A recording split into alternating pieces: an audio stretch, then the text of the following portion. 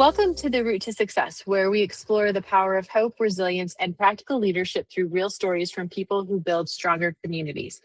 Today, we're joined by Mario Artecona, CEO of Habitat for Humanity Miami, whose work is rooted in one simple but life-changing belief: a hand up can transform a family's future.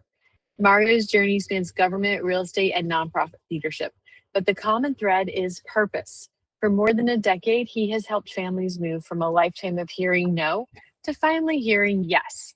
Under his leadership, Habitat Miami has built a culture where people stay, grow, and serve with heart.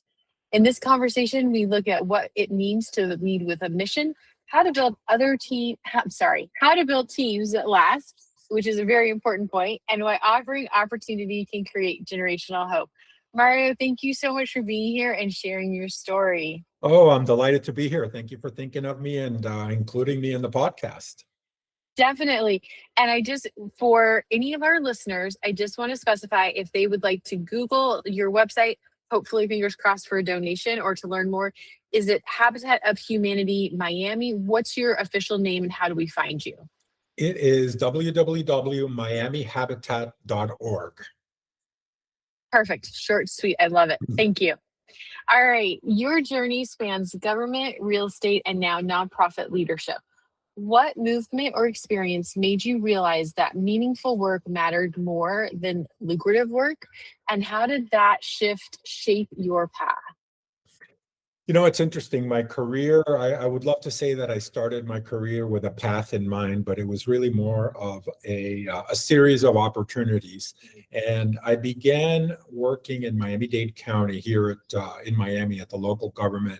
Fresh out of college, I graduated from the George Washington University in 1986, and I came to Miami for what was supposed to be a couple of months. And they were hiring for a big project. President Reagan and the Pope were going to be visiting in Miami, and they were looking for folks to help with that. And so I was doing public information and going around Miami-Dade County, representing the county. And a lot of people were welcoming the information I was giving them, but were taking the opportunity to give their opinions about local government and what is lacking, what is not, how they felt that they weren't being paid attention to. And that sort of sparked something like, you know, there's a lot of folks that feel they're being underrepresented and underhelped. And so that was like the first semblance that I felt like, you know, helping folks would be a good thing. They may not be as sophisticated to understand government and lobbying and all the things that that go into that. So that sort of laid the groundwork. After that internship, I got to work for the Board of County Commissioners here, and I dealt a lot with constituency relations and going to homeowners associations and just dealing with folks, again, who didn't feel that their voice was being heard. And I took it upon myself to really work a lot with different civic groups and with individuals, and that was a very reassuring thing. I worked at the county for a while, for like 8 years, and then the opportunity to go work for a large commercial real estate developer here in Miami arose, and it was lucrative, and it was a great job. But ultimately, I didn't feel like there was much of a purpose. You know, it was really just build and make money, and that's fine, and there's nothing wrong with that. But it wasn't fulfilling me emotionally, and so I began a career in nonprofit, again working with civic groups and working with corporations that were trying to increase their civic footprint here in Miami. And I did that for several years, and were involved with a lot of different projects of bringing big events to Miami and helping people relocate to Miami. I worked a lot with the gay rights organization here, who were trying to get some things passed on the legislative agenda. And then in about 2010, the opportunity arose to work for Habitat for Humanity. And Habitat is an organization that, that its reputation speaks for itself. It's an organization that by charter, by design, is there to help families in need. And so I took the job that was supposed to be 3 years because we needed to turn around things. And here I am almost 15 years later doing it. And, as my wife says, you work more, you make less, and you've never been happier. And that is true. Habitat is wonderful. It is very hard work. You have to raise a lot of money. You have to fight the county and the government structures for permits and for land, and you're competing against big developers. And it's a grind. I won't deny it. But it is so reassuring when you sell that house to that low-income family that never thought they'd have an opportunity to be a homeowner. That's really changing. And those moments of joy far outweigh the headaches and the pain in the butt that can be the day-to-day grind of running, an organization of this size. I understand that grind, long hours, less money, never been happier. I think that would describe the majority of my career. But there is something so rewarding at the end of the day when you get that smile. I don't know if you know what I mean, but that smile, that gratitude that just fills your heart to overflowing. It's Absolutely. amazing. And that really is something that that motivates my entire team. And I make a point for everyone in the organization to have that touch point with that family and to feel the sense of pride that their efforts helped in whatever way, whether it's custodial or accounting or construction or whatever. Everyone played a role in helping families. And since I've been here, we've done I want to say close to 700 houses, or let's call it 600 to be conservative. Um, that's a lot of kids who can wake up on Christmas morning in their own room and run down to the tree. That's a lot of family picnics and barbecues, and you're helping families break that cycle of renting, of being exploited by landlords who know that you have no better situation. So to sense that level of empowerment that the families get by becoming homeowners is a reward unto itself. I imagine. So, Habitat for Humanity, one of my favorite organizations, I don't think I've told you that, but I have a deep passion for them and what you do, is known for offering a hand up, not a handout. I love that. What does that philosophy look like in practice, and how have you seen it change the lives of families you've served? So, there are misconceptions about Habitat. That Jimmy Carter started Habitat and he did not. He was our greatest ambassador and he really put us on the map, but he didn't start it. But another misconception that I hear all the time is like, well, you guys give away houses. No, I wish we could, but we don't. We give people an opportunity. So, you know, our families are what they're called low income by the HUD definition. So they need to be in their job for years. They need to have shown themselves to be stable with their expenses, despite of not making that much money. Their debt to income ratio has to be. So we're filling a niche for folks like postal workers, or the person who takes your blood out at the Quest lab, or a school teacher, a mechanic. These are folks that keep our economies running and buzzing, but they don't make enough money to go to a bank and to buy a house at market value in Miami. We're one of the most housing challenged communities in the country. So, they look at us and it's like, Mario, that house is $600,000 and I have to get a 7% loan if they can even qualify for it. And it's just not an attainable goal. So with us, we build the houses, we sell it to them at cost or slightly above, and we loan them the money at 0% interest. In order to get that opportunity, they have to volunteer, they have to work a minimum of 300 hours. It's known as sweat equity. So they're Yep. building their own home, they're building their homes of their would-be neighbors. They're vested into this opportunity. So a handout would be, here's a house. A hand up is, here's an opportunity.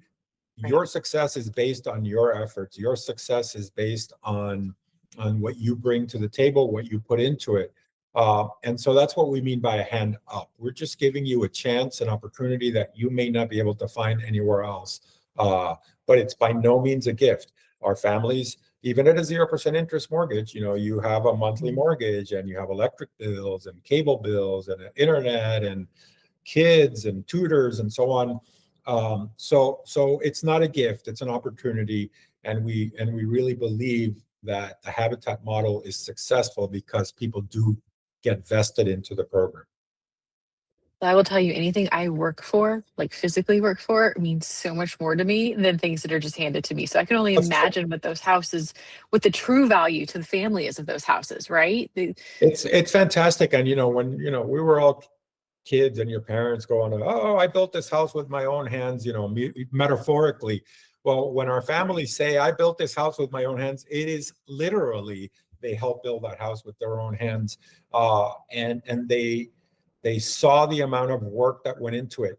They saw the love of all these different volunteers from different walks of life who have nothing to do with them, giving up their time, giving up their effort to help them.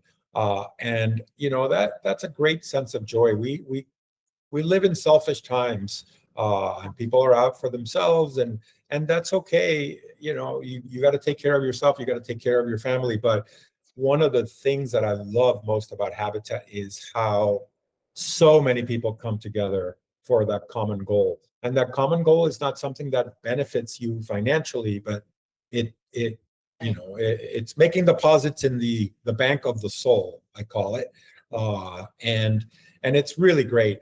And it's such a wonderful thing that when I go out to a job site and there's 50 volunteers, everyone's in a good mood, everyone is in a giving spirit, the families are so welcoming and so appreciative, and it's just so joyful. And to be able to work somewhere which brings you that much joy is just a fantastic blessing. I can only imagine what the deposits of the soul look like. I love that image. I'm going to borrow that, Mario. It's all Um, yours. Thank you. You shared that many families come to Habitat after a lifetime of hearing no. How do you and your team carry the emotional weight of saying yes and helping people reach a dream they never thought possible? Well, that phrase, it was one homeowner one time that was expressing her gratitude at the end of the process and said, Mr. Mario, like, you know, I've spent a lifetime hearing no, and you guys said yes. Um, you know, it can be overwhelming at times. The people look at you. I've had people say like, "Oh, God put you in my path to help you, to help me." When somebody calls you an instrument of God, regardless of how you feel about religion or about faith, it, it it's a little overwhelming. It's a little like, Mhm. wow, I'm not all that. But if they want to feel that way and if that motivates them, that's okay. But we take that very, very seriously. These families are putting their faith, and efforts into a process that we have set up. And that comes with a great responsibility. Yeah, sometimes it can be so emotional, when you finally turn the keys over and the family is talking to the sponsor and thanking them, and they break down and they have never had their own home. They grew up as kids living with relatives or renting a substandard apartment for a ridiculous amount of money. And when the reality hits that, oh my goodness, this is my house, and I'm paying less than I was paying in rent for something that I own and that I can leave my children. Uh, it, many times there's not a dry eye in the house in those ceremonies, including me. After 15 years, I still get very emotional, because it's just, I mean, it's just wonderful to be just a cog in the machine that helps move someone along. And we see the results of home ownership. Like the kids do better in school because they're confident and they don't have to go to a library where there are people talking and you can't find a table. They've got a place where they can do their homework. They've got a place where they can bring friends over to play and feel safe and feel happy. They develop a self-confidence that translates into athletics, into academics, into just everyday life. you're not embarrassed of where you live. You're not, scared that you're going outside and, I'm overstating it, but, there's folks who live in places where gunshots ring Oh, out. yeah. And I can't relate to that. I came from a very comfortable background, and I've never encountered gunfire in my neighborhood. But it's a reality that some families face. And so it's just so overwhelming when they finally see, like, oh my goodness, I have stability. The people do better in their jobs. They're more confident. They ask for that promotion. They work harder. They see that the results of hard work can pay off. And so we see a lot of changes in folks' personalities, and they really thrive. Home ownership, again, something that many of us take for granted, is such a game changer. And so, yeah, it's just wonderful. I can say I unfortunately have, as a child and as an adult, lived in neighborhoods where gunshots have rung out. And to have to tell my daughter, I think she was 4, maybe 5 at the time, to go lay down in the bathroom, the bathtub, don't get up till mommy comes and gets you because there's gunshots outside was horrible. Yeah, Horrible. no, I've seen it. And people are It's, like, yeah, there's yeah. bullet holes in the car. Like, what is this? And I don't want to paint this picture that all of our families live in horrible. These are extremes. These are examples. They are. We have families that they live in perfectly nice neighborhoods, but they rent. They don't own Right. them. So it's not like this is not, a white savior complex that no. I'm for dramatic effects giving you some of the more severe examples, but it's Yeah. not all horrible. And I will say in both of my situations, they were good neighborhoods that one person chose to make that decision. And once that one person was removed, both times, everything went back to normal. And So, it's an interesting point you make, because here in Miami, we work in neighborhoods. There's a neighborhood called Liberty City and Goulds, and these neighborhoods have an awful reputation, mhm, because when there were riots back in the 80s, it was in Liberty City, and you do hear about a lot of things that happen in that neighborhood. And when I came in, I was a little afraid to drive to because I had those preconceptions and those prejudices from years of hearing. And what I discovered is what you're just saying. These are great neighborhoods with wonderful families that want the same things that everybody wants: an yeah, opportunity for their kids to go to school, for them to live better. But yes, for economic reasons, there are a few bad apples and maybe a drug house and this and that.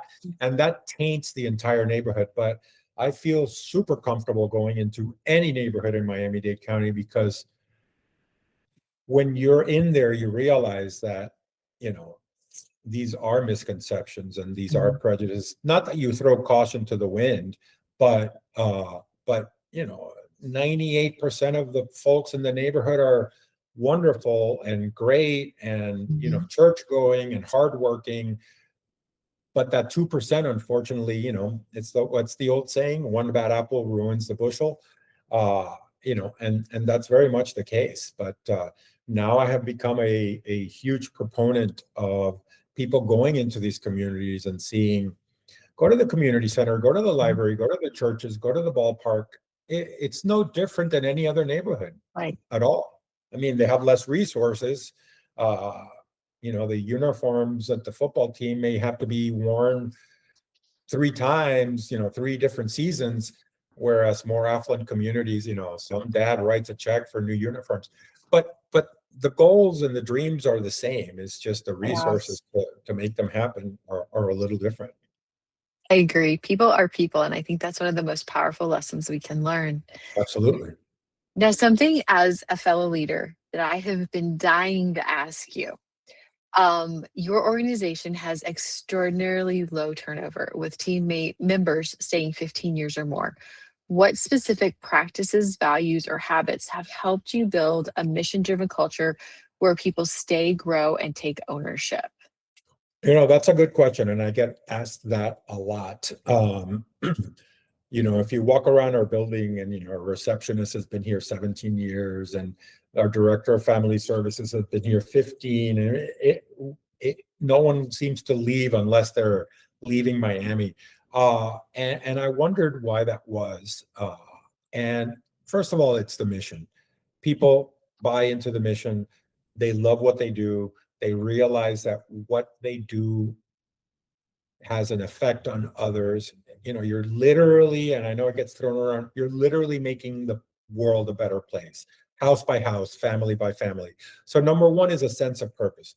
Number two is, the hierarchy is here. Yes, I'm the boss, but I work very hard to make everybody feel like they're an integral part of the team. There is no one more important, whether you're the person, cutting the grass, or you're the chief development officer, or you're a construction worker, or you're the COO, your importance to the organization is the same across the board. Everyone takes ownership. Everybody takes pride in what they do. We try to create an environment where uh, I just came up from the lunch table. Everybody, every single day, there's 10 or 12 of us down there, and we got our little lunch club, and we see each other every day for years, but we still enjoy each other's companies. We make each other laugh. We have a very nurturing environment. We cover for each other. So creating an environment where everybody feels their worth is very, very important. Um, you know, no one gets rich working in nonprofit, but we try to create an environment where you take great pride in your work. We offer great benefits, and we have wonderful health insurance, and so you do all those basic things, but and also a lot of people leave companies because of burnout. Mm, And there is, and I have this argument with a lot of my friends across Habitat networks, people who have my position in other cities and other communities. Uh, I'm a firm believer in do less things really well than spreading yourself too thin. And I see a lot of my colleagues that with an intense desire to help. Oh, we're going to do critical repairs, and we're going to do weatherization, and we're going to do this type of build, and they swing at every pitch. And all of a sudden, you're asking your staff person who's already overworked, oh, we've got these 3 new programs that I need you to take over. And, yes, they do these things, but not necessarily very well. We focus on what was the reason Habitat was created, which was to build homes for families that are low income, creating home ownership opportunities. So are there a lot of Habitat programs that I could be doing that, that are out there that are offered? Yeah, there is a lot that I could be doing. But I think that that's when you start burning your staff out. Today you're working on repairs, tomorrow you're working on new construction, the next day it's, going out to, so keeping it simple, doing less things really well rather than, like I said, swinging at every pitch or spreading yourself too thin. I think that that's also a key in people mhm, not getting burnt out. And not to say that there's no burnout, because there is, and it's really difficult. Like, we have an employee who has an enviable task of dealing with the very small percentage of mortgages that have gone delinquent, and she's got to make collection calls, and she's got to threaten people with legal action because, again, we're talking at a very small percentage, but there are folks who fall behind.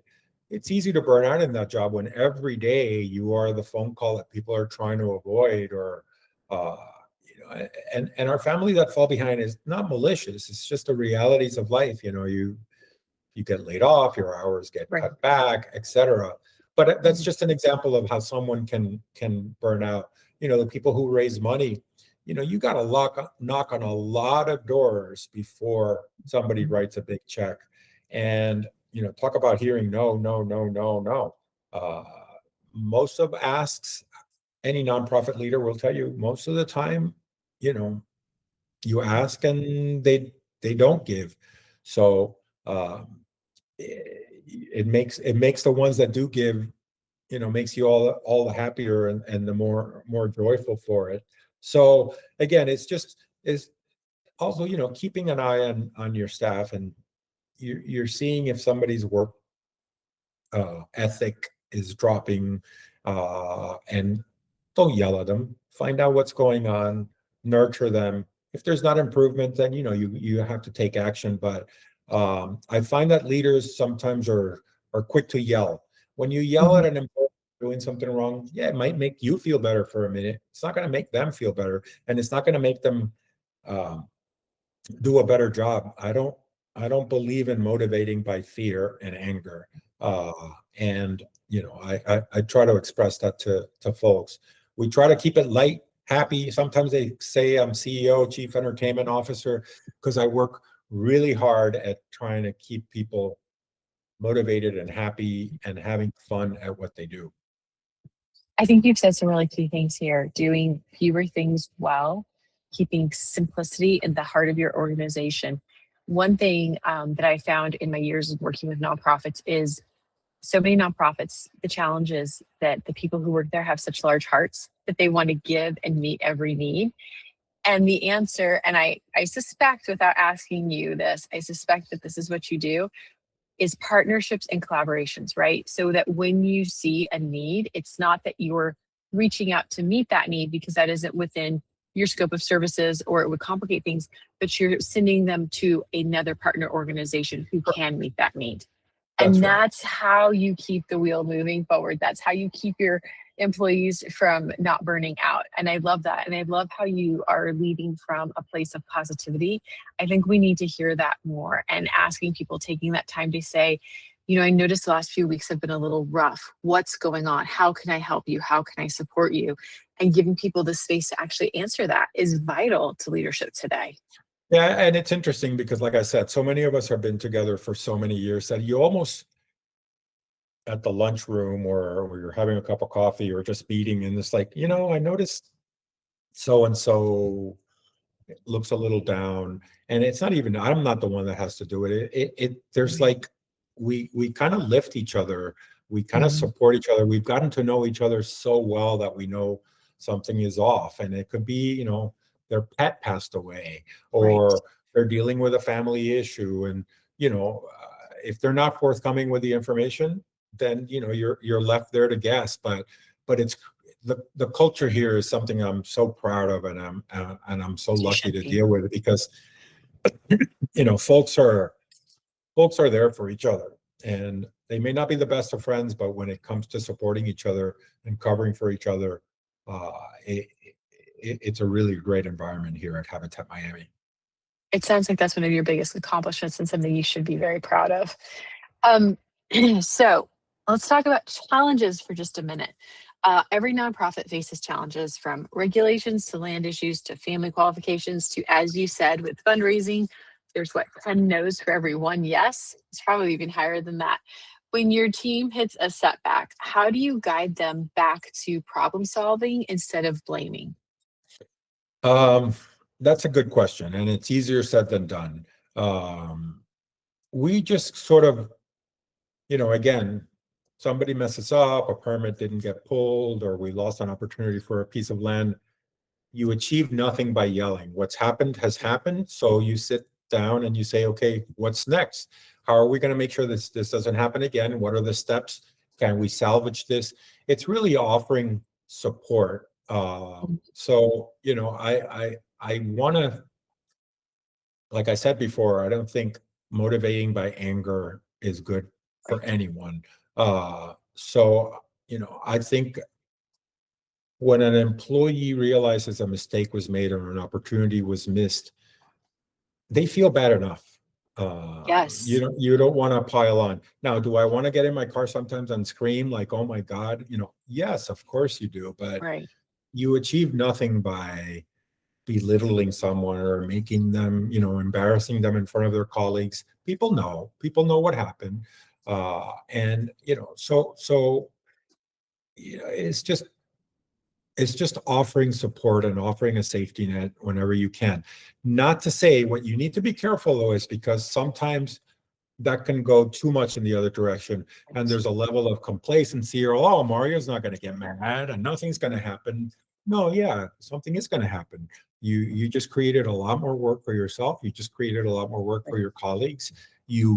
A family may lose out on an opportunity because, so that's the flip side, is you want to guard against complacency or someone feeling so safe in their job that they think, oh, well, nothing's going to happen if I don't. But I think that we've got a good balance here, and there are examples here and there where that hasn't been the case, but it sort of resolves itself by within our peers. Like I said, we know when someone's not firing on all cylinders, and we're there to find out why and how we can help remedy it. I think you're so right. It's that balance between too much pressure that you have to be perfect to being complacent. I think it's that positive challenge, always positively challenging your staff to grow and do better. Yeah, and you also have to be respectful, of, look, what we do is very important, okay, to us, to our families. But I always, sometimes somebody will make a mistake and they'll come into my office and they're freaking out, and I'm like, my standard joke, which they're sick of, is like, are you a neurosurgeon? And they're like, no, why? It's like, because there's no one dying on an operating table here. Your mistake led to maybe that the closing got delayed a few days, or maybe that contribution didn't come in and stuff. No one died. Right. Let's fix the problem. Let's make sure it doesn't happen. But we all, particularly Americans, like there's that old joke that, I'm having kidney surgery. I won't be available between 3 and 5 because I'll be under anesthesia, but I'll return your email after that. No. Life, family, work. And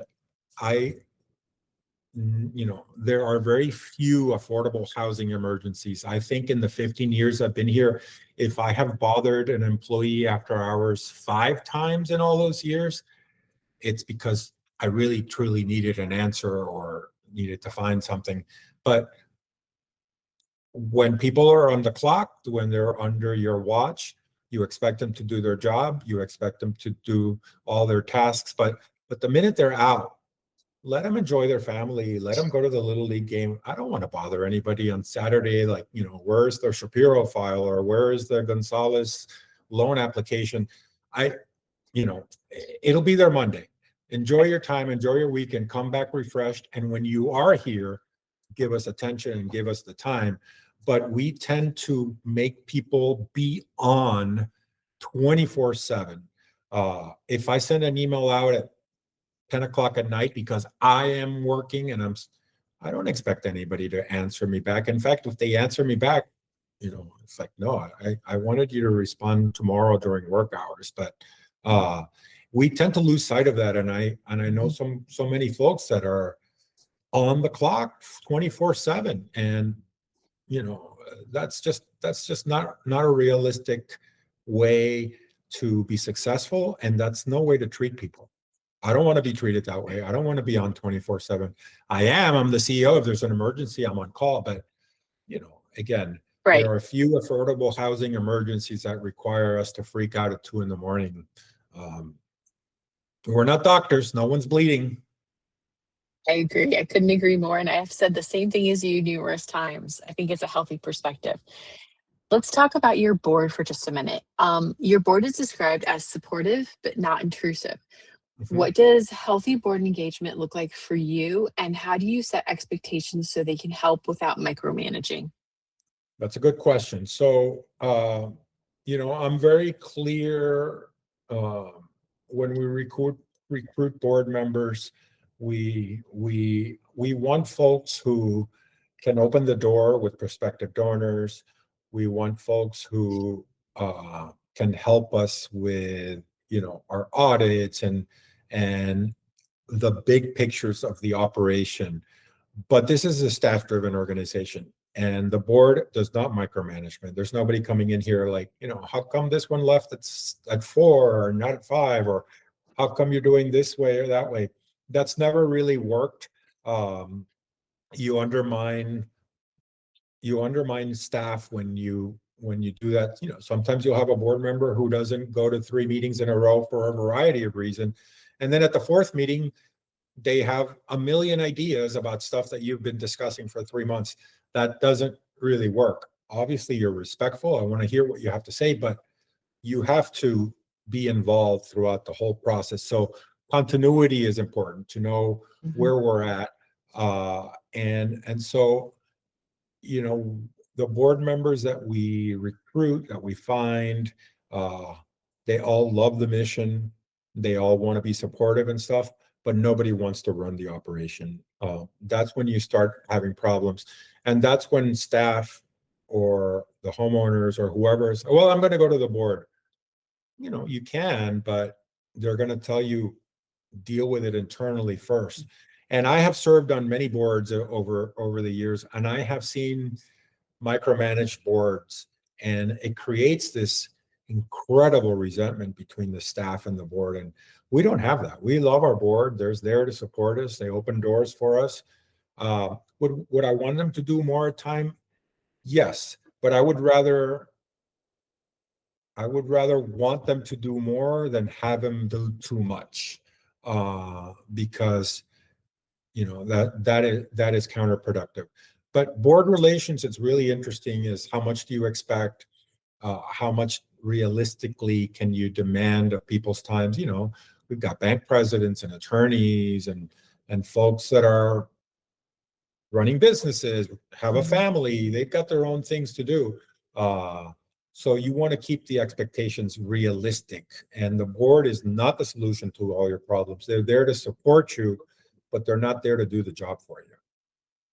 I think you said that very, very well. It's having them want to do more, but not having them in the day-to-day. I think that's Correct. the perfect balance. That's right. So I think we can agree, you and I, Mario, that it's just kind of tough out there right now. Every industry is in a tough environment. So for leaders who want to build resilient teams in tough environments, what small actions or mindset shifts would you recommend that have helped you stay grounded, hopeful, and focused on the mission? Wow, that's a big question. I think you need to have a very defined purpose. And like I said, you do less things really well. Have a very clear definition of what your mission is, what your goals are. And so there is no mission drift. I can't quantify, I can't list why. It's sort of a sense that I have with my staff, with my team, which leads us from drifting and I don't know, I'm a little all over with this question, but I can't really pinpoint one piece of advice that I can give you, except, try to let people know that this is the mission, this is what's expected of you. Not to say like, this is not in my job description, because, I'll pick up trash at job sites, and I'll go pick up the coffee in the morning, and our COO will, run to Target. We do whatever needs to be done. But I just, keeping a focused mission, I think, is so important to, people know that we're all working, pushing that rock in the same direction. Mario, if you don't mind, I'm going to take some of the answers you gave me, and I'm going to propose some of your wisdom back to you. Okay. One of the biggest things that you said was that everybody understands how pivotal and important their role is to what you do. I think that's huge, is having everybody understand how their efforts every day contribute to, for lack of a better term, forgive me here, the problem that you're trying to solve, the challenge that you're overcoming. Correct. The second thing that you said that I think is so important is doing less better and being so focused on the mission. And so what I am hearing you say is that you don't say you're a mission-centric organization, you do the work to be a mission-centric organization. So every piece of work that your staff does directly relates back to supporting that mission. Now, a lot of people would say, how does coffee support a mission? I'll be the first to say, when you run a nonprofit or work in a nonprofit, you need that dopamine boost, you need that extra caffeine, you need that extra energy, and sometimes you just need that little extra something, right? And that's a good thing. It supports the mission. But I think that question seems so big to you because you embody that question. You do the mindfulness every day. You thank people, you show up, you pick up garbage, you're not above anything else. You don't ask more of your employees, you ask better of your employees, and every Right. job is pivotal. And so I think if I could, that's what I heard from you through this whole conversation that we've had. You have encapsulated it better than I could say it. So thank you so much, Sarah. That's a really wonderful, wonderful way to bring it around. Oh, you're welcome. You're welcome. Mario, I know I promised not to throw anything out of left field, but is there anything that you would like to leave us with about Habitat? For me, let me start again. Is there anything that you would like to leave us with or thoughts about Habitat for Humanity? That's a little bit of a tongue twister there. That you would like to share that I didn't ask you about? What I would like to, it's not necessarily about Habitat, but I have found great joy, and it might sound egotistical, but be of service. Offer yourself. It might be the smallest task. It's helping someone change a tire or push the car out of the road. You get stuck in traffic, there's a car broken, you can either honk at them and get really mad or get there and help them move. I have found in my career that being of service has served me incredible. And it's not why I did it, but early on when I started, there was a golf tournament for a charity, and I'm like, I'll be happy to help. I'll clean clubs, I'll drive cards, I'll do the scores. Well, that led me to meeting a lot of folks. And hey, that Mario can do a lot of different things. Be of service. And it doesn't have to be that you volunteer an organization, just that neighbor whose lawn is long, you can call code enforcement on them, or you can talk to 3 neighbors and everybody chips in $20 and gets that person grass cut. And just think outside of yourself. Be of service, be helpful, be part of solutions, not part of problems. And again, I see we're a very divided country. We are, something as, this poor gentleman, Rob Reiner, and his wife were killed yesterday. And the vitriol that is going out there, just a little kindness, a little compassion goes a long way. And yeah, you can score political points or make a funny comment on Facebook, but who did that serve? What good did that do for others? So I just, one of the blessings of Habitat is, even in this divided country, we are loved by the left, we are loved by the right.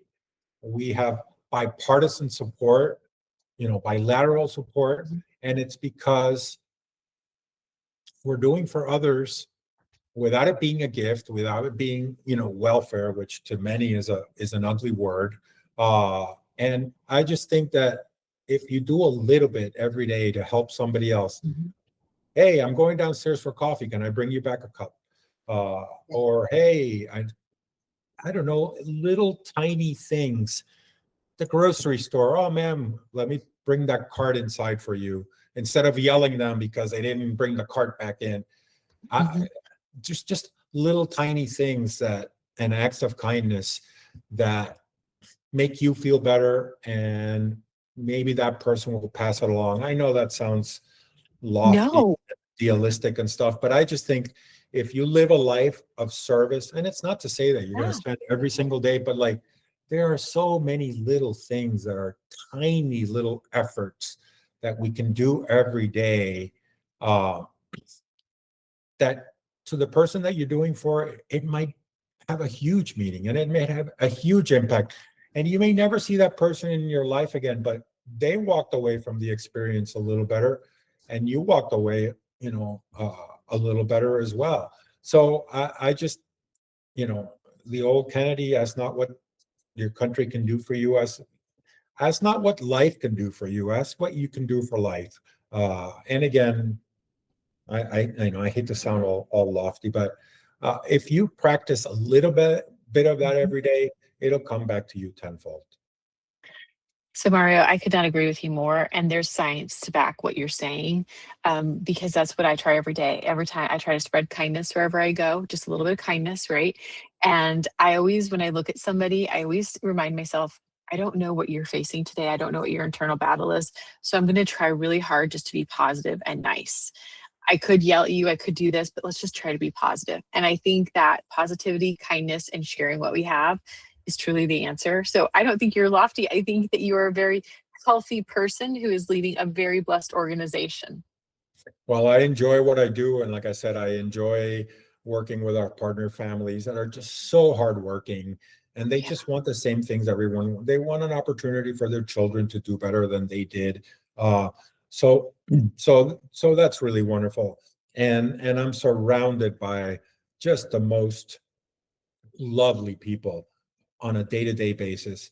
And we're not fancy, and a lot of our folks don't have college degrees and they didn't go to great schools, but the love for community and the love for others is there. And it's easy to get bogged down as who has what degree or what. Give me a degree in real life. That's really what impresses me. It's not a Harvard MBA, it's a School of Hard Knocks degree. That's the one that really impresses me. I agree. I couldn't Nothing agree against more. Harvard. I love Harvard. No, I agree. I would say it's common sense and street smarts. Yeah, It's absolutely. yeah. Mario, I Absolutely. can't thank you enough for such a wonderful conversation and for just being such a joy for me today. I mean, it's been a good day, but just this conversation with you has raised my energy and my perspective 10 million points. So I want to thank you for what you've done for me today and for what you're going to do for all the listeners we have. And if there's anything I can do to help, please don't hesitate to call on me. But Well, I know that appreciate the opportunity. If anyone is inclined to help the Habitat mission, there are Habitat affiliates across the country. So help the one in your community. And my development director would be like, no, help Miami. Help, not yes, necessarily Habitat. Help any organization that's out there doing for folks. But if you are so inclined, MiamiHabitat.org, you can donate, you can learn more about what we do. You can spread the word about the need for affordable housing. There's advocacy. There's so many ways that you can help Habitat than just writing a check. We love checks, don't get me wrong, but there are many ways to engage and find the thing that fulfills you. If it's literacy, if it's homelessness, if it's affordable housing, a, a disease that took someone in your family or is affecting someone, find something that you're passionate about and give either your money or your time or both, and you're going to feel great about it. Mario, I think you couldn't have ended this episode better. Thank you so much. I appreciate your It was time. my pleasure. Lovely to meet you, Sarah. You as well. We'll talk soon. All righty then. Bye-bye. All right.